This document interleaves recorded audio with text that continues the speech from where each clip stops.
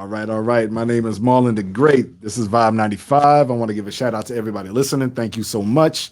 Big shout outs to the homie. Big shout outs to Fritz, Teeny, Killer. You know what I mean? The whole squad. We appreciate everybody tuning in. I want to take this time again to introduce myself. My name is Marlon the Great. We got Flesh and Bone from Bone Thugs and Harmony today. In addition, we definitely want to shout out to Don't Sleep Promotions for pulling everything together today. Yo, what's Flesh going on, and y'all? Bone.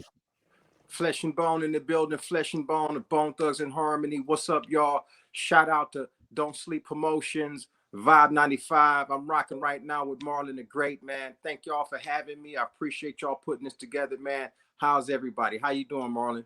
Man, we here, man. You know, we out here in the bottom, man. We just enjoying this hot weather. We you know how it goes, man. Thank you Yeah. for your time. Yes, sir. And again, big shout out to you, man. Big shout out to your career. Thank You you, sir. birthed a lot of us, man. And I can Yes. definitely say I personally hear your influence on the radio quite often.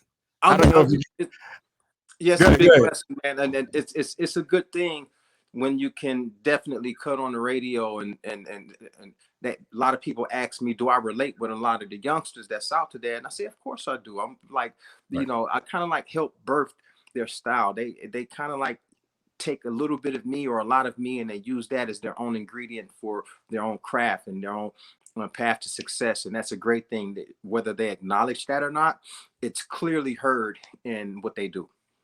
Right, right. And that's one of the, oftentimes in our culture, Mhm. um, we tend to think as if we are the originators of X, Y, and Z. Right, You know, right, right. but there's nothing new under the sun, right? So That's what they say. So they say and they say it's nothing new under the sun. So that's why I keep creating different suns. that's it. That's it. That's it. I like that. I like that. You know, Yeah, I keep and making that's new exactly suns. what it is. That's Yeah, exactly what it is, yeah, man. And yeah. it's so prevalent. Again, I'm an older individual, Right, so right. I've witnessed a lot of the transition in music, Uh-huh. and as we get older, and I'm sure you can attest to this yourself, you Right. listen to some music and you hear it, and it's just like, I don't know, Yeah, this is for me. It may not be made for my ear, but if yeah, you still listen close enough, yeah. you hear the history there as well. You know, Absolutely. Yeah, you know what I mean? And definitely. I credit a lot of the platforms like Versus, for example. Like Okay. everything that Versus is bringing, it's bringing the foundation back to the forefront. Absolutely. Yeah. And being again one of the I consider myself an older individual in my ears and like how much I've Right. really listened to music. Mm-hmm. I've always in the back of my mind thought like, yo, who would own Thugs and Harmony? Right. Who would really, and to be perfectly honest, who would be worthy of Oh, a versus? Because you can't just throw anybody in the conversation. well, you can't. Actually, yeah. Um, I don't know. Maybe it's only a handful of them, or you would have to create that super group in order to contend with something like that. You would have to create a group that ain't even a group. You have to put somebody Right, together. Yeah, you have to right. find those artists and all. And five of the hottest solo artists out there and put them together. That's one of the beauties about Bone Thugs and Harmony being Right, a family business rap group. You dig? right. And because we're all capable of bringing something very special to the table. But I think there are a lot. I think there are quite a few worthy opponents out there. For one, Wu Tang, and then like I say, it's like you don't have too many groups other than Wu Tang. I can't think of any more. I wouldn't even go on the verge to include two. You got Goody Mob, but that's like three or four members, right? Goody Mob. Right, and then Goody Um, Mob is like it's like 3 members yeah, so plus that's what I'm 5 other saying. members You would have to plus take 2 other Goody Mob. members. So take Goody Mob and put them Right, together with Outkast. Would put Goody Mob together with the 2 members of Outkast, and there you go. So that's what I mean by you going. So right, they're gonna have to they're gonna have to create a super group to go up against Bone because our catalog is so uh extensive. We right, can go up against 2 or 3 groups at one time up against our long catalog. You dig? So Right. and I'm gonna put that out there and see who bite. You know, you can put Outkast with Goody Mob, you dig, and then you know, both their catalogs, and we can go song by song. And and at the end of the day, they're still not gonna be able to keep up with the 1,000-song catalog plus that. Hell of a catalog, man. It's a hell of a catalog, dog. That's a hell of a catalog, man. And I think that's a good segue to let's tap into a little bit the origin story of Bone. Again, I'm a hip hop fanatic, so you know I have some understanding of the late great Eazy-E and what he contributed to the origin story of Bone. So let me give you some time to kind of speak on that and how that came about. And yes, indeed. Well, you know, Eazy-E, you know, we were on a mission as youngsters. I was a teenager. I was going through some situations at home.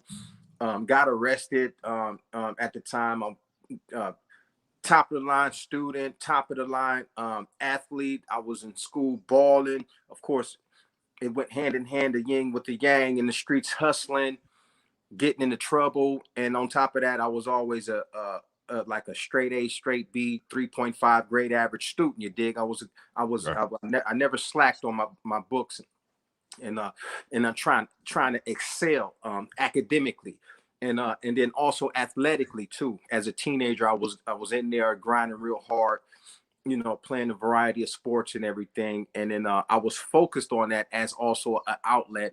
And then the street element got me caught up, got arrested with a bag of dope, had a court date. Instead of going to the court date, I skipped on that and I went to California. And it was I was actually in my first year of college, and completed my first year of college. And on that summer, trying to hustle up and do what I needed to do to, you know, with the bread and all of that stuff. And I was also working. I was working regular jobs and stuff. I was working at KFC. I was taking that money, splitting it down, breaking it down, splitting it, you know, trying to make more street money with it. And I got cracked with the drugs. Instead of going back to college, you know, I had to skip out because judge put out a warrant for my arrest. And then instead of going to you know, like I said, showing up for court, I went to California instead. And on that mission to California, I was playing ball. I was doing what the limelight was so vibrant and it was so active. You know, I was running into actors, I was running into athletes, musicians, rappers, everything, and it was so hot. I was like, you know what? I got on the phone with the rest of the my brothers and was like, man, yo, you know, the place to be in order to make it is in California. We're not going to get too far. We did everything that was necessary to try to make it in Cleveland, showing up at all the clubs, showing up winning all of the talent shows and doing all of that stuff to be known locally. So we had our roots set in Cleveland and we was well known locally, and we did that. But to expand, that's what happened. I ended up going to California, saw that it was the place that was popping. I went back to Cleveland to get the brothers. You did what I'm saying. I went back to Cleveland, got on the phone with them, let them know, like, this is where we should be. They said, okay, we're going to pack up and we're going to ship out there. Lo and behold, we all came back out here and we was hustling. We was going to celebrities' houses, interviewing, auditioning for them on the front steps. We was doing all that. We had our eyesight set on Dr. Dre, right? Until we put a call out to Eazy-E. His secretary was explaining to us that he was on tour and that she promised that he would get him on the phone or she would have him call us back. And that's what happened. We was chilling at the spot one day, my homie Don and Dina's house, and Eazy-E called us back literally and was like, yo, what's up? I heard a lot about y'all. I would love to hear personally what y'all got to offer. So we auditioned for him on the phone right there. Cray spit a verse, Lay spit a verse, Busy spit a verse, I spit a verse, and we all share verses going back and forth with Eazy-E right there. And he was like, yo, that shit hot. Can y'all meet me at this show in Cleveland? And he was like, so we was like, yeah, we're gonna meet you. So we ended up opening a show for him and going on tour. And from that point on, we went on tour with Eazy-E. And after we got off the tour with him, we went into the studio to record Creeping on the Come Up. But there's a lot to that. And that's why I'm writing right now. I'm in the process of writing the Flesh and Bone memoir. And it's the story of my life and my life as a member of Bone Thugs and Harmony, and that book is in the making right now. It's a memoir, and I hope to God it be one of the greatest memoirs that ever touched the shelf. So I'm touching on a little bit of that. You know, Eazy-E was the only one at that time out of all of them. That, like I said, we auditioned for a little bit of everybody. Right. But Eazy-E was the one that kind of like was willing to take a chance, because we kind of like were way on the rough edge. We had that harmony, sing-songy stuff, right? But at the end of the day, we was wild as all Wild West was wild. We was wild as Right. fuck. We was off the hinges, 100%. But Eazy-E was willing to take that on, and that's exactly what he did. He gave us the time and the energy, put us in the studio, and just let us hammer out, and we haven't looked back. You dig? And the history speaks for itself with respects to the music we still put out still to this day, whether solo or group wise. Bone Thugs and Harmony is still making waves musically and creatively. Thanks to people like Eazy-E allowing us to have the opportunity to come in and do business and share what we have. And that's why still to this day we do the same thing for people that we feel that, okay, yeah, I want to fuck with you, I'll fuck with you, yeah, what you got, and it's up to them. Once they get those running shoes, it's up to them to do something with it. Same thing Eazy did with us, we do for other people on likewise situations. That's dope, man. I mean, I think the brilliance of Eazy-E has not really been highlighted. You know, I mean, we Right. in our culture we typically accent sometimes parts of the negative side of Okay. you know human interaction. You know, but I think there is a huge space for people to really speak on the intricacies of what Eazy-E truly created at such a young age at that. You know what I mean? You got to look at it. Stems all the way. Of course, you got to look at it. It stems his whole ability to put stuff together and have a plan. Like you say, is so intricate, and his it's his genius. And because I witnessed how hands-on involved he was with the Bone Thugs and Harmony project, and it was the same thing with the NWA stuff. So it started, of course, back in the early 80s when he was doing as a dope dealer and all of that stuff, and he decided to start rapping, and then they're dealing with Cube. He Ren, and he had Dre on the beats, and Yella on the wheels and steels and the beats, and they had this magnificent thing. And then Eazy, as a businessman, all of that savvy, where did all that savvy come from? Okay, loving to make money, loving having money. And he invested in NWA the same way he invested in Bone Thugs and Harmony. He did that with NWA. And this is why I love Jerry Heller so much, because it always takes other people to help you realize your dream to a certain extent. You can go at it alone. You can do what you need to do independently, but the goal ultimately is to garnish as many partners and investors and sponsors as you can, because the bigger that boat is, you know, the bigger and farther everybody's going to go. But you can't stab at it alone. Don't get me wrong. Sure. But when Eazy-E met Jerry Heller, it was a wrap, because even Jerry Heller, as a businessman, a real businessman, is not going to let business opportunities slip past him for the next businessman to pick it up and make the same millions that he could have missed. That is not wise. So Jerry Heller picked it up immediately, because he saw Eazy-E coming to the pressing plant, printed up like, what the fuck, this dude is in here every fucking week pressing up 500 copies. Hey, yo, no, check this shit out. What we gonna do is put together this record company, and instead of printing up 500 a week, how about we print up 50,000 a week? How about that? Deal? Deal. Okay, and it was all history from there. This is why I love Jerry Heller so much, and I don't listen to the bullshit people smear his name about. You dig what I'm saying? Jerry Heller was a great man. He was an amazing man. He created lots of careers.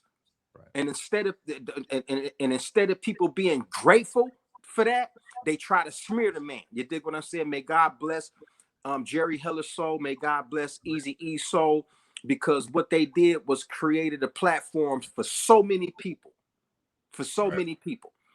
I'm one of the ones that's grateful. I can't speak for the rest of the people, but and I've heard what people have said, and I don't agree with it. You did what I'm saying, because they both had good intentions in my sight, and they made a lot of money. You did what I'm saying, and that's what it's all about. But that whole history, like you say, man, Easy E was, man, that man's work ethic was amazing. He was creative. He was the marketer. He was the promoter. He was the photographer. He was the videographer. You know what I'm saying? He was the executive producer. He was the, you feel what I'm saying? All of that. And he allowed all of that, with all of that, allowed all of the peoples like Ice Cube to come in and write, Dre to come in and do the beats and all of that stuff, Yella to be on the mixing board. You dig what I'm saying? Everybody had something to do. You dig what I'm saying? Right. And it takes a give lot everybody a job. Yes, you got to be able to see that. And only those that's really paying attention to the game is going to be able to soak that up. You're going to soak it up, because especially if you call yourself, you know, you can't be wasting your time knocking on doors and everything. And when they open the door, you ain't got to answer like, yo, okay, I just opened the door. What you got? What you got? You dig what I'm saying? And that's how it goes. And it's, you know, it's a revolving door. It's a revolving door all the time. You know, but hindsight being 2020, yeah, somebody has to be the big bad wolf, right? And yeah, ain't nothing wrong with that. Obviously that's the direction those two individuals have been, or that's the image that they've been painted with, you know. Right. And again, you know, to your memoirs, to other members of your group, it would really be advantageous for the general public, the fans, to really hear a different story. You know what I mean? You know, Dre created a narrative, and that is his opinion, that's his experience, and that's valid to him. But not everybody's all good and not everybody's all bad. So I would personally love to hear a different, you know, perspective on Jerry Heller, a different perspective on Easy. And because, like, you know, for you guys to come into the game, you're really thrown into a pre-existing beef, right? Yeah, you guys walked into a mess. You took it on. You put that backpack on and you rode out with this. We ran into a huge firestorm, man. But yeah, like you said, we shouldered it, and he encouraged us to stay focused and not get involved with none of the flack or none of the bull, and that's what we tried our best to do. Right. But hip hop being hip hop being hip hop, like you got to talk that talk sometimes. You know what I mean? That's just part of the culture. You know what I mean? It ain't gonna be F me, it's gonna be F you. You know what I mean? Exactly. You know what I'm saying? So I got a song on my new record that's coming out that I'm working on. I actually got a song that if it's F me, it's F you too. That's crazy that you took the words right off my album, homie. I want that on a t-shirt. I might put that on some ink someplace. Man, I think you guys are gonna love this new project so much, man, because I'm just taking everything that I know and I'm really digging deep. And it's so many great songs on there, and I'm finna roll them out one by one. I'm trying to put a video to everything that I do for the rest of my life musically. And that's kind of like virtually impossible if you think about it. If you churning out 1, 2, 3 songs a week, how the hell are you gonna do videos? That's okay. I'm gonna do it because I'm getting ready to shoot videos that I always wanted to shoot for my first solo album, Truths from the United Gathering Souls. I'm gonna go back to that album, and I'm gonna pay homage to those songs and shoot video to about 2 or 3 of those songs, and I'm gonna revisit a lot, even some of the I'm gonna jack some of the Bone Thugs and Harmony stuff from the Art of War, from Resurrection album, and I'm gonna shoot videos to songs that I always wanted to shoot videos to. It's dope, man. I mean, we live in a very visual time now, you know, and direct to consumer, given you know, social media and everything. So you could grab like 5 iPhones, and then in a week's time, you could have a well-produced video. You know what I mean? You sure the hell can. Yeah, technology is kind of crazy at this point. It's crazy, man. You know what, man? We went from $500,000 budgets for video, right? Right. To being able to use your iPhone or a Canon, a $500 Canon, and you don't need much. You dig? You don't need much. You know, and that's like from the 90s, because that's where, you know, we had big ass budgets back in the mid 90s, man. It's like this one of those videos that Toy Story video that we did. I think, no, you know what? I take that back. That Toy Story video that we did for the movie Toy Story, that was a fucking $1 million video. Wow. They spent $1 million on that fucking video, bro. Money was getting thrown around. Money getting thrown around. On a video, man. I'm like, God damn, what the fuck? It was a video, but they treated it like a full-fledged blockbuster movie event. Like, God damn, they really blew us out like that. But there were others to follow. 500 here, 200, $250,000 there. Just throwing it around just to create a visual music video. Right. And today it's a whole different ball game. Right. It is a different ball game. And I would like to talk about, your perspective on what it is today, but let me backtrack a little bit. Dedication. Yes, sir. Talk to me about that, man. That's I love it. It's the melody of old, right, with a mature sophistication. Let's talk about that a little bit. I like that. I think all of the ancestors are talking to me on this track right here. I think all of the ancestors, and I think the powers that be, not only that, my loved ones, the appreciation that I have for my family in general, understanding how short life is.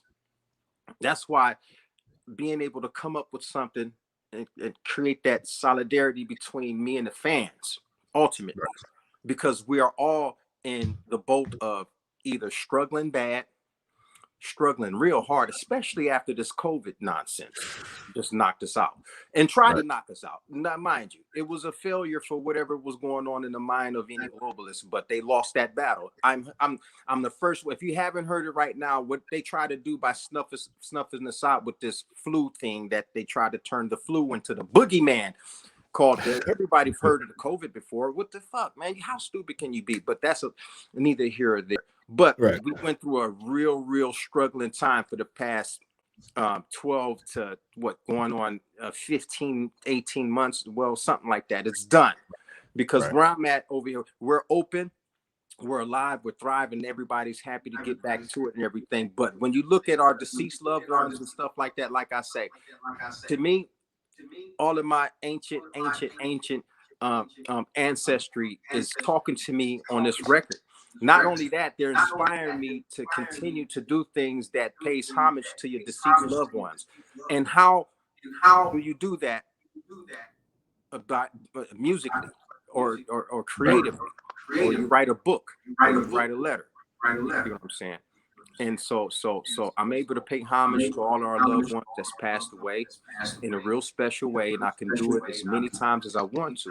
And then hopefully the fans, the people, relate to it and gives it the immortality. It makes it gives it the immortality to go on and last from today unto the end of time. That's what's happening right now. And then it's a perfect reminder, because I'm telling you, right now we have so many loved ones, or not so whatever. Everybody knows somebody that's going through either alcoholism, addiction of one degree or another. They're struggling. They have a gambling addiction. They have an abuse addiction. They have something. Right. And then here, lo and behold, there is often there's the great miracle of overcoming those addictions. Right. I've known dozens of people that were way at the bottom and then pulled themselves up by those bootstraps. Yes, literally. Accountable, facing the woman or the man in the mirror, saying, "Yo," making a conscious decision to struggle and change their life for the better. And it takes just one prayer: "Dear Lord, please help me," and your life will change. Because I believe that God answers every prayer in His due time. Right. And that's one of the things I tried to take all of that and embody it in one track and dedicate it to every soul God created. And that's where I am. That's where I'm at creatively. And that's where every track is somewhat to a certain degree. If I go extremely good, you better believe there's going to be a track that's going to piss somebody off and like, damn, Flesh, why you couldn't stay on the positive shit? Because I got to go negative all the time. That's life. Like it ain't all sweet. I gotta talk about the streets, man. What you think? Just because it speaks volume when an artist is able to turn it on. It's the same way. You have a Morgan Freeman and Denzel Washington is able to go in there and turn it on, and Will Smith, amazing gentlemen, amazing artists, creative actors. The same way they're able to turn it on and do exactly what the director wants, the same thing that a musician has to do when it comes to the concept of a single song, one from the other. You have to be able to be versatile. So there's a lot coming down the pipeline right now, a whole heck of a lot, man. And I'm really, really trying to pump it up. Of course, group albums, group projects too. Me and the Bone Brothers are constantly on the phone trying to figure out how to move forward with the next project. You feel me? With that in mind, all of us are busy. Crazy's busy with a bunch of stuff. Lazy's busy with a bunch of stuff. Busy's busy with a bunch of stuff, and so is Wish. And we do the due diligence of being able to get on the phone and have our conferences and have our Zooms to make sure that whatever we can, because our calendar is filling up real fast, and we got a bunch of concert events coming up. One of our main focuses is getting back and making sure that people are confident enough. Bring your ass outside and come back to these conferences. Don't be scared of what the hell some politician and told you what the fuck to do. What kind of dummy is you? Right. You gonna let some fucking bureaucrat tell you to stay in the house. Man, get the fuck up out the house and go live your life. Go walk your dog down the street without a mask.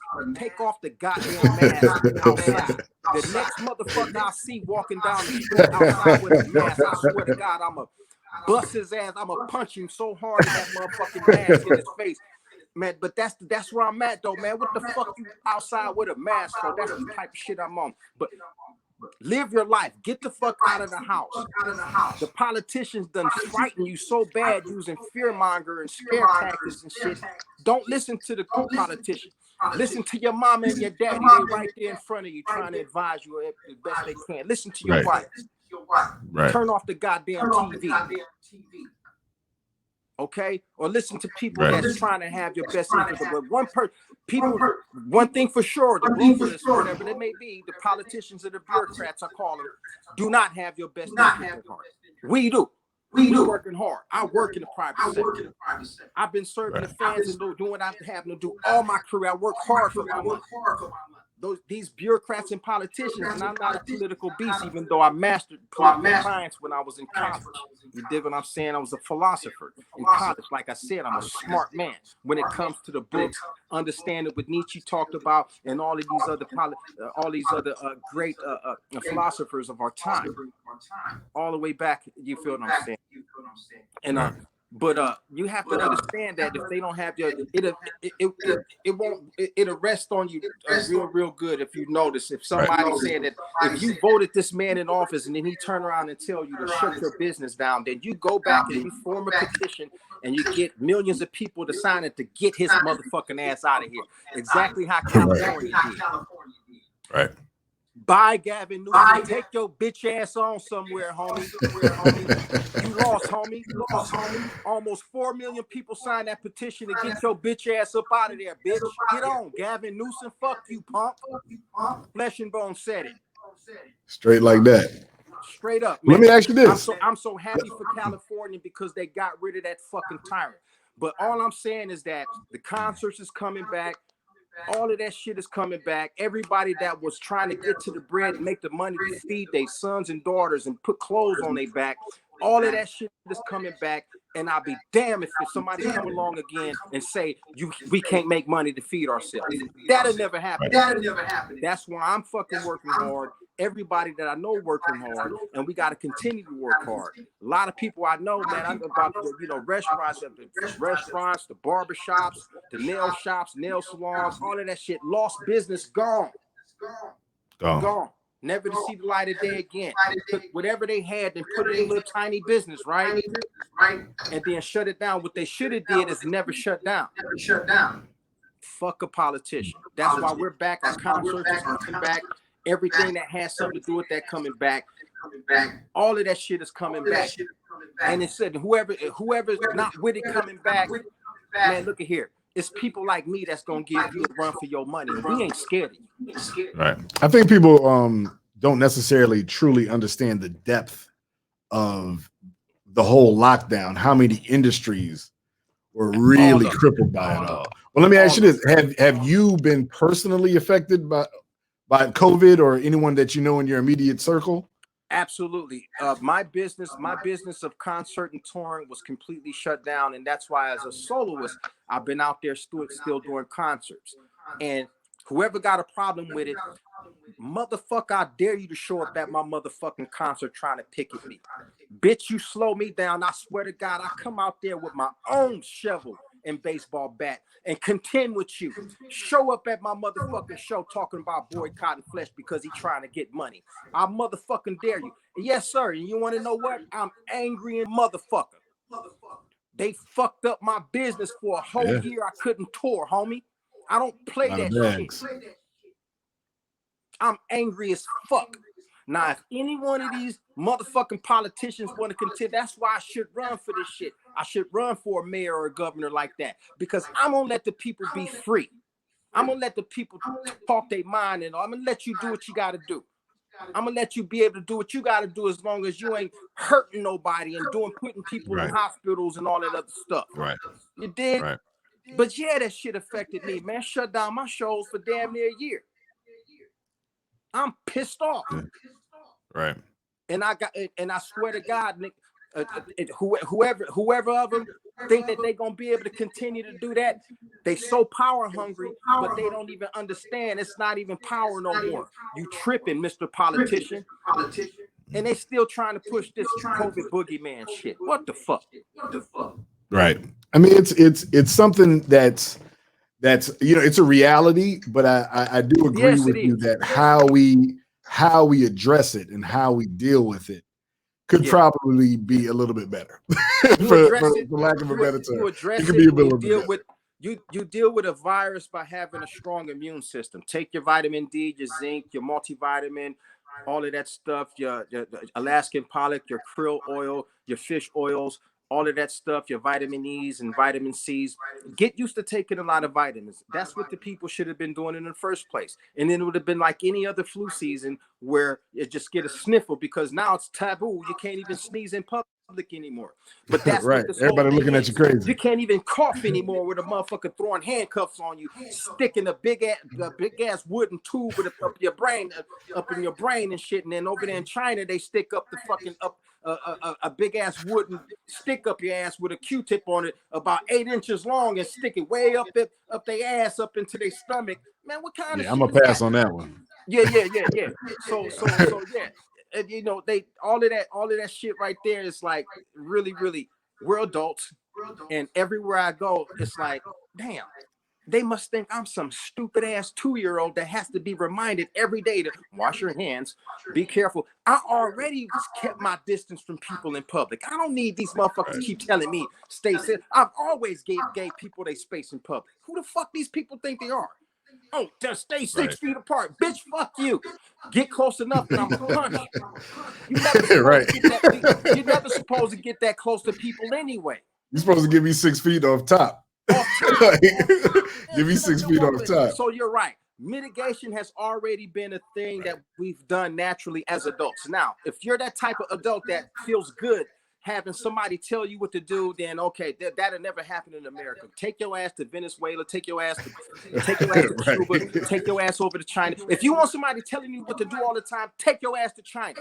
Take your ass to Venezuela, like I said. We're not playing that shit over here, man.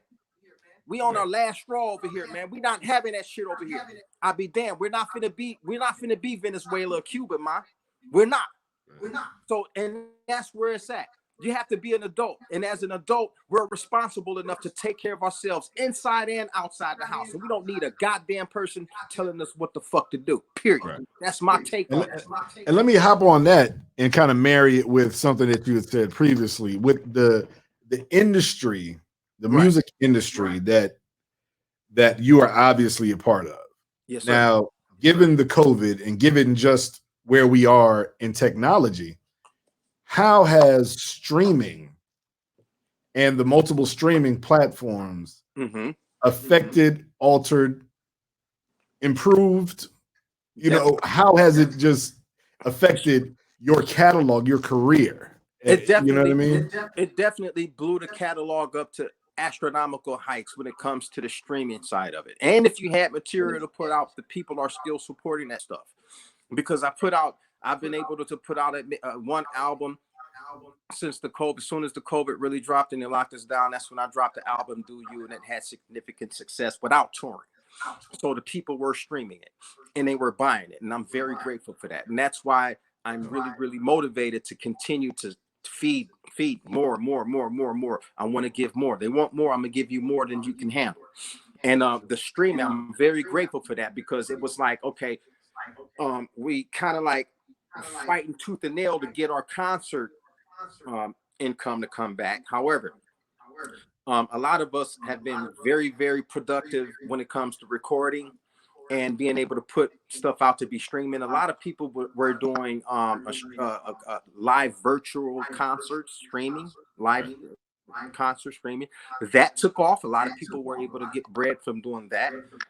And I'm grateful for that. And that brought in a whole nother platform, because as things gets back to normal, people are still going to be finding ways to do concerts, virtual live streaming for people in Australia, and wherever they are around the world. If they can't make it to a concert, then that's where the live stream is a brand new platform. It's like, okay, the whole lockdown allowed this way of doing a concert to come forward to the forefront.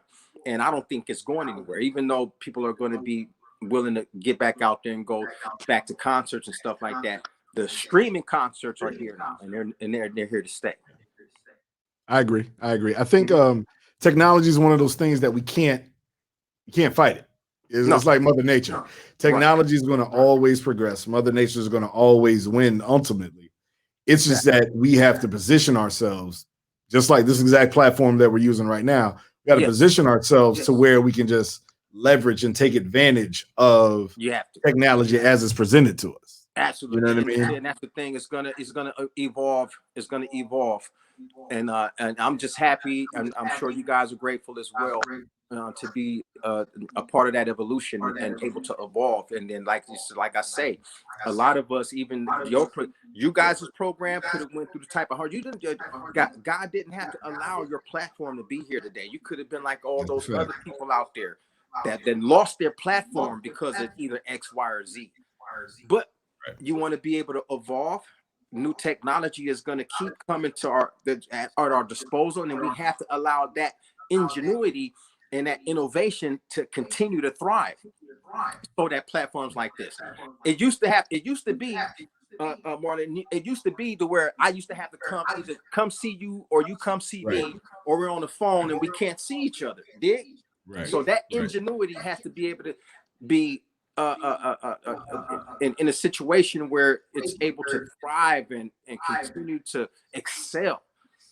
Right. You dig? Next thing you know, somebody gonna invent a hologram, and I'm gonna pop up right in the middle of the studio. Right. We be side by side. You know what I'm saying? That's the evolution of technology we're talking about. Right. It's gonna happen. Right. It's gonna happen one way or the other, and it's gonna keep evolving. I always say that hard times or the ability to cope, it's kind of like a backhanded compliment, right? It's like it's just like the thing about like our people of our culture. That's crazy. Because we are presented with so much shit. You know what I mean? Absolutely. We just learn how to pivot.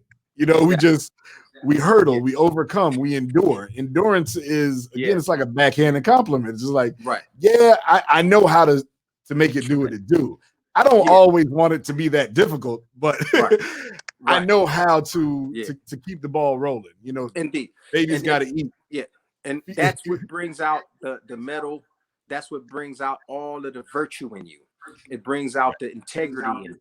It brings out the being able to, like you said, even though it's a backhanded compliment, at the end of the day, it has its assets to it, because the Creator created you to not only live an active and energetic life. He expected you to get bumps and bruises along the way. He expected you to be able to grow and excel through every phase of life. And the only way you're going to get there is to get knocked down so you can try to get back up. And only those that try to get back up are the ones that burst through the portal to the next level. So yes, that's true. And it's right. It's like, okay, and a lot of folks are too humble to even talk about that type of stuff. But we all see, and it's not like it's a humiliated situation because of so many heroes. That's what make the hero, because the hero is imperfect. Right. He's very imperfect. He has a lot of shortcomings. And then that's why people look towards that type of example for strength. And not for strength for everything else. But yeah, you're right, bro. It's so much that goes along with that. And everybody, the shoes that they walk in, experience, to say, like you say, it's nothing new up under the sun. But everybody, it's like, I wouldn't. You have your own shoes to walk in. You have your family at home that you go to with respects of those that needs to be influenced, right? And so and so does everybody. So does everybody. You feel me? Right. And hopefully, you take the good. You take the good from it. There is a lot of good to be taken from being able to go through, like me. It's like I couldn't sit here and be like, just talk about. I never knew in a million years that I would be still sitting here and able to say that I did over 10 years in the federal, and not in federal, but state penitentiary. You feel what I'm saying? That type of stuff. Right. But it's all about how you come out of a situation and how you look at the end of the tunnel, after the end of the fight. You did what I'm saying? That's why I respect these UFC players so much, man. They at the beginning of the fight, they be all tough, and they be bouncing around, doing their little dances. But at the end of the fight, they be beat the ran through. Mike Tyson said it best, right? Everybody got a plan until you get punched in the face. You know what I'm saying? For real. That's a game changer. Whew. Let me ask you this. So the trials and tribulations that you are going through today, 2021, how do they compare musically? How do they compare to when you was rocking with Easy? You had the whole team with you. Like, how is this the current solo journey compared to what it was? It's crazy to say 30 years ago. You know what I mean? Know it is crazy to say 30 years ago.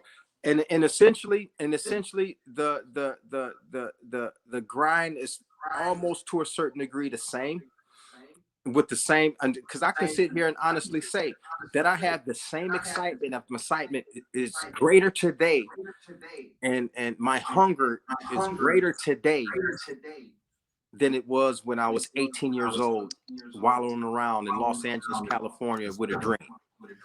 Right. It's a lot greater today. Even though that the my labor has paid off to a certain degree, and I'm still working hard for a generational income and generational wealth. I'm working real hard to try to get to a certain status, whatever the case may be, as should everyone. I'm never happy. Whatever the case may be. Don't get into a comfort zone. And the difference is, don't get comfortable. Don't get comfortable. Too many people do get comfortable, though. Mm-hmm. You know, that's just like an insult of the government trying to give me a check and say, and I take that as a rare insult. So you're gonna take my tax dollar and then pay me back. Right. You're gonna take all of the hundreds of thousands that I pay in taxes. You just insulted me by trying to give me $1,000 and brag about, I just gave you $1,000. I don't mean it. I digress. Right. Anyway. Right. I'm with you 100%. You can't get comfortable. You can't accept, okay, if this is where I'm at today, I'm good. I don't need nothing else. Yes, you do. You need if you have one car, you need two cars. If you have one house, you need two houses. You have no house, you need one house. If you have one child, you need two children. If you're not married, you need to get married. You need to experience these things in life and understand why God created you, and you're the seed, you're the brainchild of the mind of God. You are, Marlon. Everybody in that studio is the seed and the brainchild that came out of the mind of God. Imagine that. So now, how can you get comfortable and settle for less? Right. It's doing a discredit. Period. So, and that's where it is when I compare today from now, either group wise, solo wise. man, I'm so goddamn hungry. I don't know, bro. I can take a bite of that phone and bite your head off. That's how hungry. Right. That's how hungry Right. I am to be able to get to the hustle, to be able to get to the income, to be able to do what I need to do to share the wealth and share whatever Right. it is that comes from that hard work and the creativity. And at the end of the day, we're sitting on a mountain pile of concepts. Even though it's like when we say there's nothing new under the sun, but there's 1,000 different ways to do the same thing when it comes to Right. being a good deed can be done 1,000 different ways. You dig what I'm saying? And so could you like the sin don't even offer you that opportunity. You dig what I'm saying? That's a fact. Because That's a you fact. get real fucked up real fast. Your soul tell you real quick. You fucked up. You know Right. you done fucked up, don't you? And you try to run like a motherfucker from that sin. You dig what I'm saying? Right. But good has a different effect. It has a different It's a different impact. power. It inspires you to keep doing it again and again and again and again. You feel what I'm saying? But that sin gonna shake you up. It really do. If grandma, grandpa, mom, dad, pops, auntie, uncle taught you anything right, you'll know your soul gonna tell you when you're gonna check yourself before anything can get to you. So that's the crazy part about sin, and that's why we're sinners. And that's why we get caught up into that, and whatever the case may be. But yeah, it's a beautiful situation. That I would like to think that um I can take anything and twist it into an amazing record, into an amazing song, and into amazing. I'm writing books today. I'm officially going to be an author within the next 6 to 8 months, and I can't wait for that. And that's what my God bless, sight on. man. That's And what's I up. wish I was able to come up with that type of stuff when I was in my teenagers, but I had my own ups and downs, and I fought my own battles of drug addiction. You dig what I'm saying? Not too many people can come back from the battle of smoking stuff like sherm or whatever the case, or whatever you want to call it. I don't care what it is. A lot of people don't come back mentally from any type of addiction, no matter if it's alcoholism, heroinism, coke addict, crack addict, pills, all of these. It's 100 different pills to get high off of today. You dig what I'm Right. saying? You got fentanyl that's being cut with everything. It's crazy. You dig what I'm saying? So that's why it's hats off. And I learned a lesson because it's a miracle whenever somebody is knee deep into some type of an addiction, and all of a sudden they're able to come up out of that shit. That gives people like me something to talk about. And that's why, and the bigger difference today from now is that I have more shit to talk about. I have greater experience.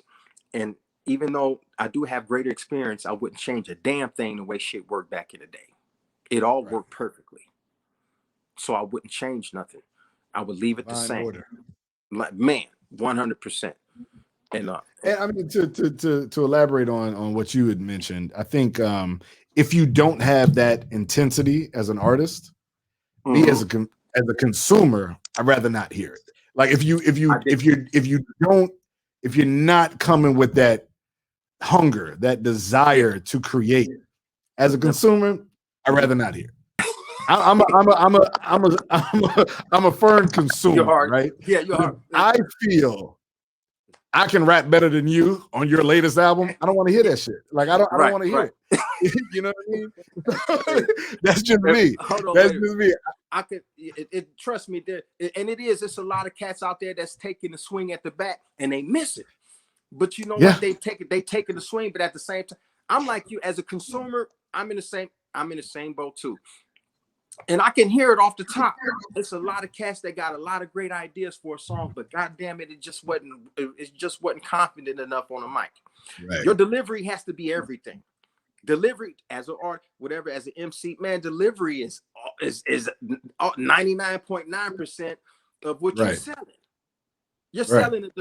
If once It's a Flesh performance. start rapping, if you don't hear me or feel me before that first line is done, Right. like I said, like you probably thinking like, damn, I probably should have wrote that song for Flesh right there because he ain't bringing it on that. But that's the way it is as a consumer. You know what I'm saying? Right. You know, that's looking to, and that's the shit that the type of shit this is why competition is so important. Yeah, of course. I should. It ain't beef. Yeah. It's just that if you feel that your pen Right. creates something unique and desirable, Right. you're supposed to talk that talk, man. Like there's You like do. how rare is it that we get Right. a Jay-Z verse, for example? Oh man. Right? That's We don't get it that often. Outside Right. of an album that, you know, that's every few years, you know, Yeah. when you get one of those verses, and again, this is a testament to Bone Thugs and Harmony. There is such a uniqueness that Right. was birthed in that East 1999. Like Yeah. there's such a uniqueness that was birthed with that. It's just that Flesh, if you come with some bullshit, I'm gonna be like, eh. You know what I mean? Because I hold you to such a high standard.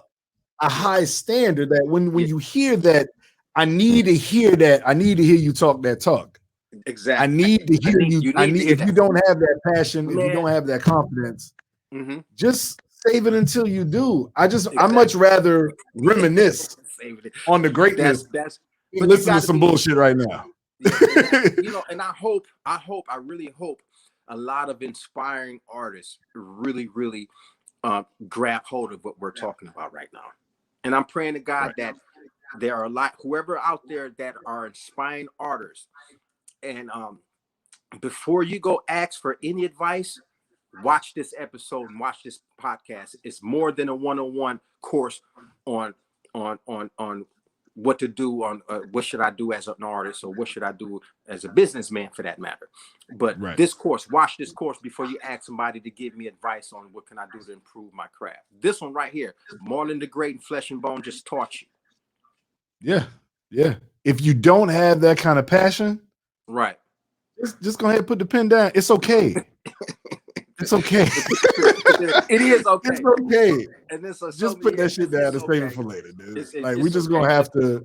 We just going because our ears and our spirit are influenced by the greats. By the greats. Like by the greats. Like the golden era of hip hop birthed a certain level of consciousness that I don't even turn on my radio right now. Right. Because it's like, it's a lot of stuff. And you know what I mean? A lot of that stuff is being force fed. But I would think that maybe one or two or maybe three, not even 3 out of the 15 that they force feed you might have it. So I tune in to check it out, and I try to see what they all up to and everything. But not all of them. Like all of the shit that's being force fed right now is just like you say, bro. It's just that it doesn't have the edginess. It's not catchy enough. But they trying to force it. They trying to force it. It's not groundbreaking. And I tell you what my conspiracy theory is, right? My conspiracy, this might be a later conversation that we have off the air. But my conspiracy theory is that the few major labels that still exist are trying. They're cutting, they're scraping and scratching for their survival. And their survival is the radio. Their survival is the radio, and I think they are scratching and clawing, trying to stay alive. And but we're again, technology's whooping them. We're direct to consumer. Yeah, that's what killed them, and that's why they. I can hear Flesh in the DMs like, "Yo, fam, I'm loving this record. As soon as it drops, I'm buying it." Yeah, I can talk directly to the influencer. Exactly, and that's what's you bypass all of that. Yeah, that's what killed major record labels and allowed even a major artist, to be able to be independent and act as a major, because all of my stuff now, imagine Bone Thugs and Harmony Records, right, versus Def Jam, 300 Entertainment, Rockefeller, all of that stuff. The internet and social media allowed me to be Bone Thugs and Harmony record and straight to consumer without all that bullshit. The same $100,000 that they just spent on marketing promotion, at the drop of a button, I just garnished that many eyeballs and that many people at just the press of a button, and all it took was a press of a button to go play. That's what killed them, Mark. That's what killed them, and that's not our fault. And And I And think those $1 million videos you was talking about earlier, that that killed them too. It's like, chill out, you're spending too much. Spending too much. They went bananas, man, and berserk. They went over the top and everything, and it doesn't take all that today. And thank God to this gadget right here, and the fact that I can reach somebody over there down in on all the way on the east or the west coast, or you know what I'm saying, or down there in Chile, or down there, and no matter where you are, you feel what I'm saying, at the press, if I can chime in right now to all them people down there. You did what I'm saying? I don't need the record company to go, put me on the radio tour to go down there, even though I'm gonna do a radio tour, but still. You know what I'm saying? The record company's hands was involved to the 360 deals are gone. All of that type of stuff that comes with the record company owning you as an artist is gone, because the artist was like, fuck you. I don't need you taking all my motherfucking revenue now. But that's what's happening with the shows. Cats is having their own plug with the promoters now. Cats is having their own merchandise and websites made. They don't need the record companies for that no more. So why the fuck do the record companies still exist? Because they trying to be relevant still. How they gonna do it? I don't know. But they trying, like you say, bro. There's a lot of shit, you know what I'm saying? A lot of my homies that are record execs that raised me, that whose umbrella that I come up with, I'm watching them today. And they're still doing the record company thing, and I tip my hat off to them. But man, it's like the record company situation is a thing of the past. It's a dinosaur in terms of speaking of today's technology, and that's it's a dated technology. It's the reality. Yeah, I mean, there's again, like we keep saying, we keep harping on the direct to consumer, man. We have the avenue to develop, and you have the ability to curate your own products. You can literally create your own products, and then you go get you a Cricut. You can create your own merch. You go get you a website. You can say, I think it was Ryan Leslie has a very unique platform to where he literally communicates directly to his fan base. Exactly. And he sells directly, it's Ryan Leslie directly to his fan base. Now that's hot. And he's keeping, I want to say upwards of 90% of the profit. Like, I got to go pay GoDaddy or something like that for the web hosting. Cool, take that. Yeah. But you know what I mean? But if I can keep all and now you're fostering an intimate relationship with fans that, to your credit, 30 plus years fans, dude. Like I was like that, like when the homies hit me up about this interview, I'm like, oh, okay. I'm like, yo, I never met dude, but he don't even realize how he raised me.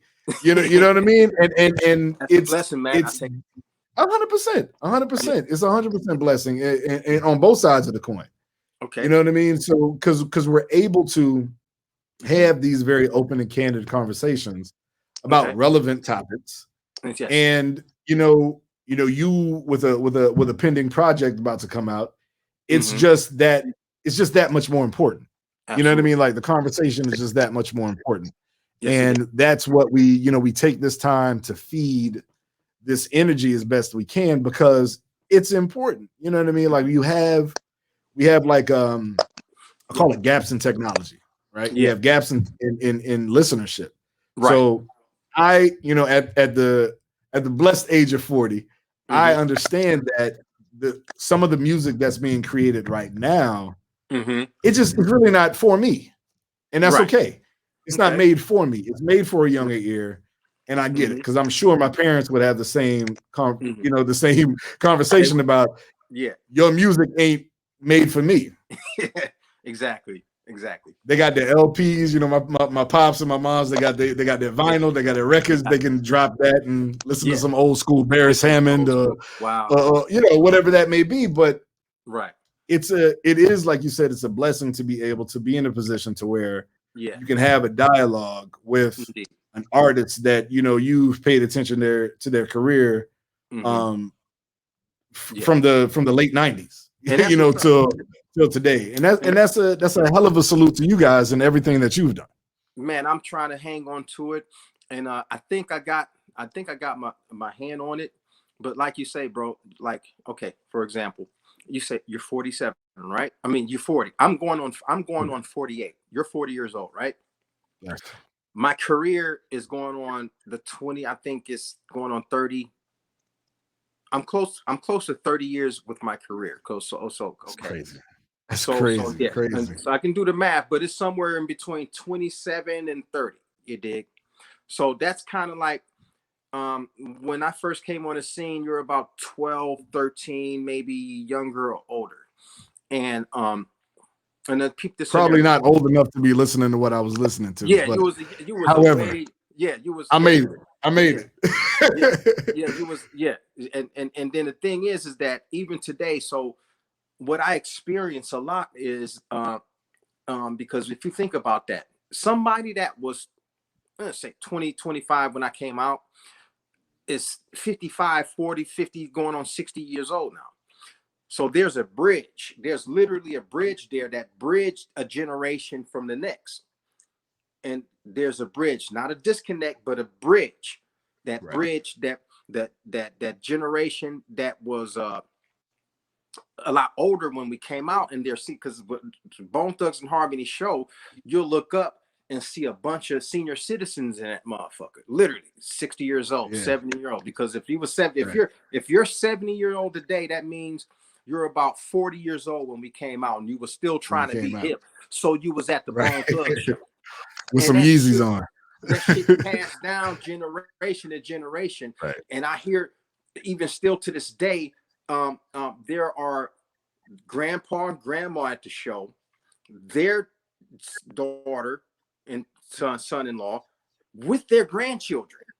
And so now Right. here they are raising their grandchildren up to be like this. It's just like, this is hip, this is music, this is hip hop, this is rap.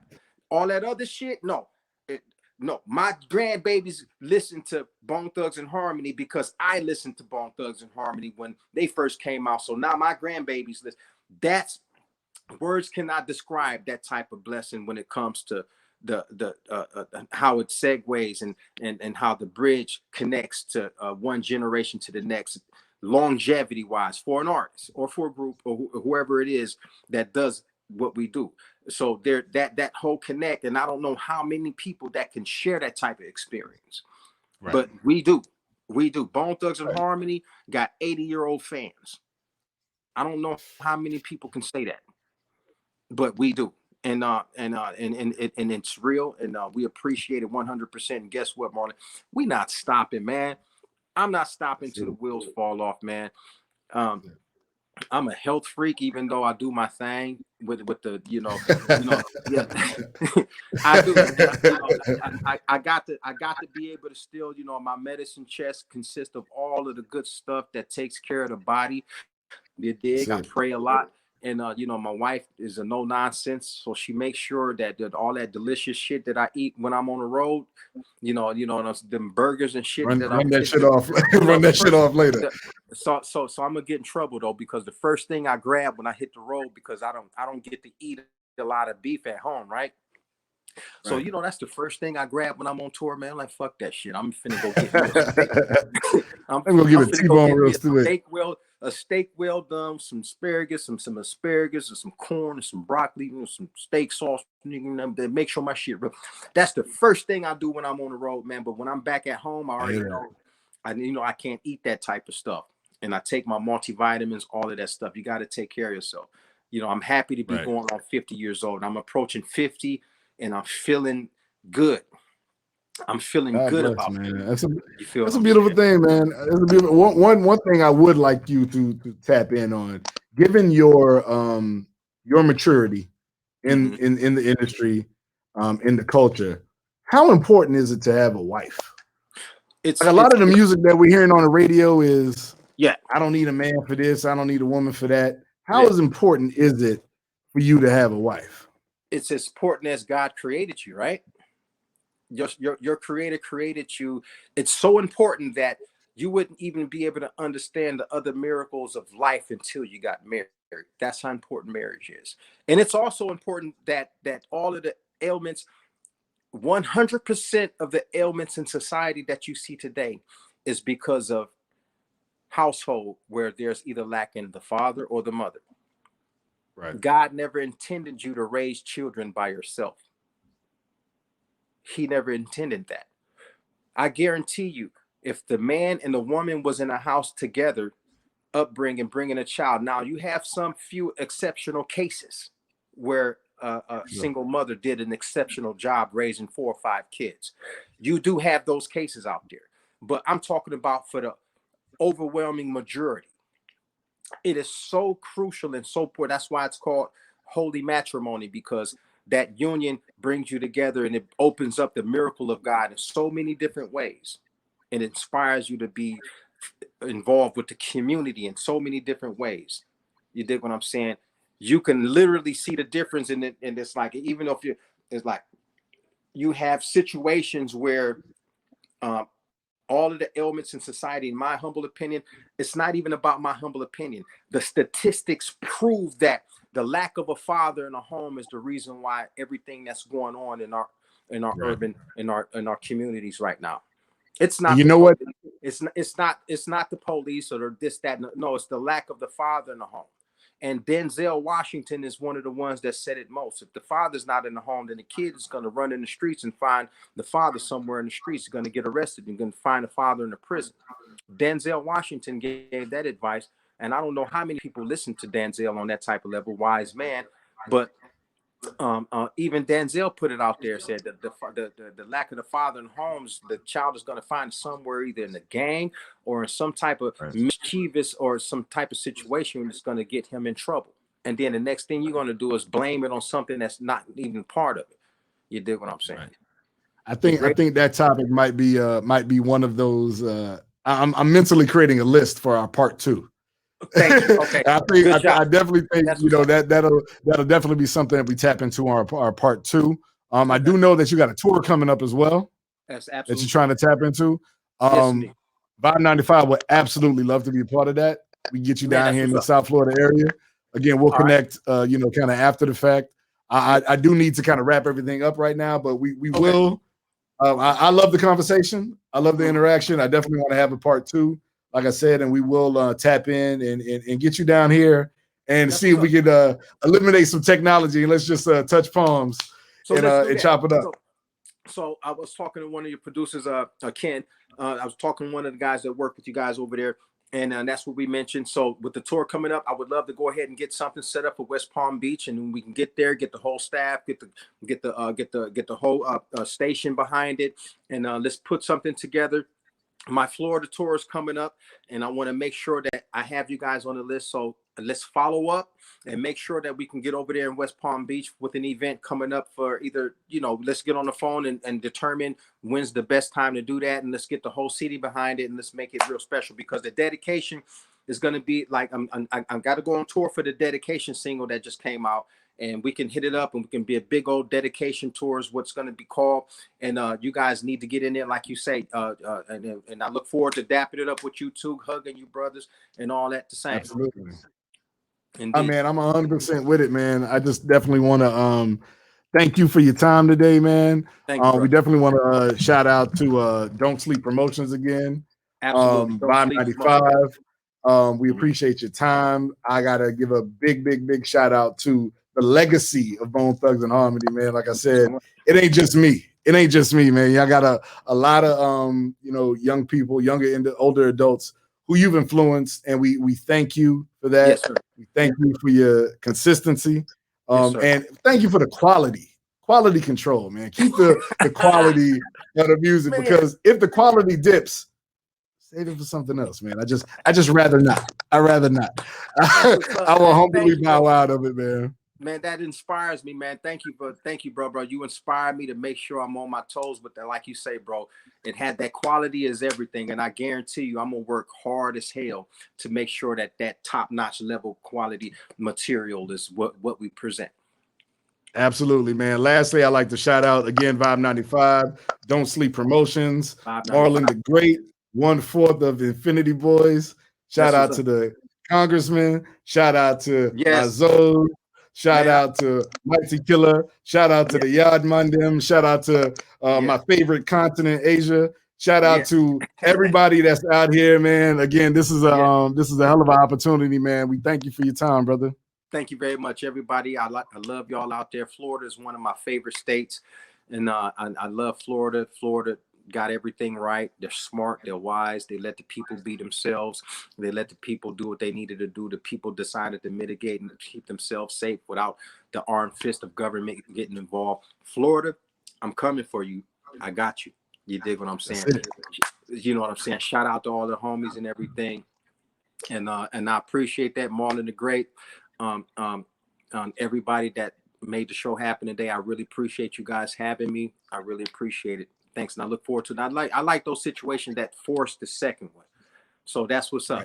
That's what's up. Yeah, that's what's up. I brother, really we appreciate the time, man. Salute to you. Salute. All right, talk soon, brother. Thanks, man.